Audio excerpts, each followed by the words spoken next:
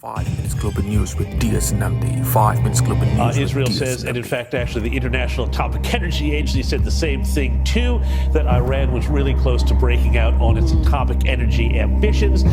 Israel struck first. They struck hard. They decapitated the Iranian Revolutionary Guard Corps, which is massive. Now, Iran has been trying to hit back. They've, in the last few hours now, they've attempted to send more missiles in towards Israel. They've caused some damage. They've also targeted, I'm told, a plant in Haifa that refines jet fuel for Israel. Now, if they've done that, then this means that they're trying to take this conflict to a whole new level. I think the push now on Israel is simply they want to create regime change in Iran. They want to get to the point now where the mullahs are forced to flee the country to Russia or someplace else or surrender because they see Iran now as an existential threat. And the other thing, too, here is fascinating the diplomacy between Donald Trump, Benjamin Netanyahu, and this whole conflict because, of course, they kind of faked out. Hello and welcome to today's 5 minutes Global News with DS Namdi. Breaking news. Both Israel and Iran are at it again, with devastating strikes on key targets in both countries.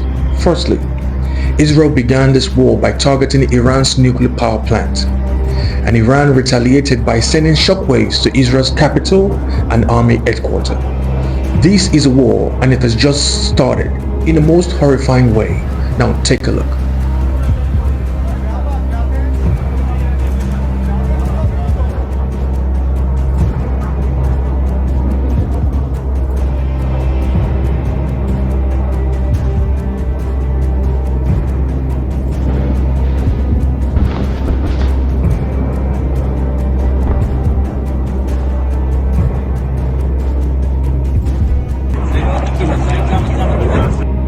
Russia has continued its retaliatory strike in Ukraine. The citizens of Ukraine have seen and witnessed the most unsafe environment as Kyiv defense mechanism has ceased to stop Russia's missiles and drones. Take the region of Sumy, which is 200 miles northeast of Kiev. It has carried out its first incursion. The target? A Ukrainian weapons depot, and more.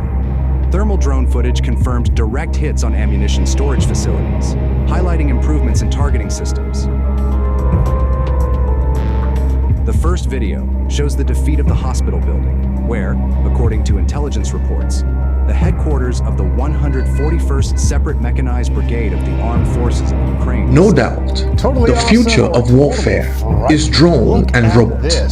Every country are investing heavily in those aspects to protect themselves. But unfortunately, most African countries are still stealing funds and enriching themselves, while others are enriching uranium. What is happening to Africa? The target of that thing comes around the corner, and if you're on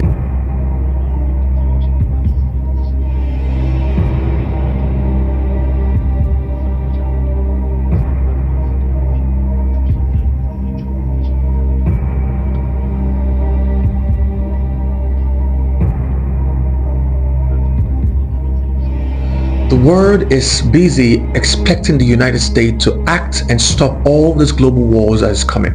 I just believe that the World War III, with the snap of a finger, can trigger the whole shockwave in the entire world. But the USA is currently celebrating the 250 years of military dominance in the entire world. Now, I would not blame the current president, because it's important to show the large-scale parade coincides with Trump's 79th birthday. Now take a look at this. The President and the First Lady, Melania Trump, are taking center stage for the event.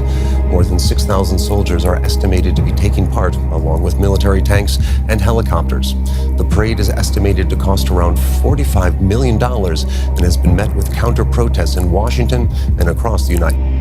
And we've come to the end of 5 minutes Global News with DS Namdi. Don't forget to follow, share, like, and subscribe on all our social media handles. 5 minutes Global News with DS Namdi. 5 minutes Global News with DS Namdi. Stay blessed.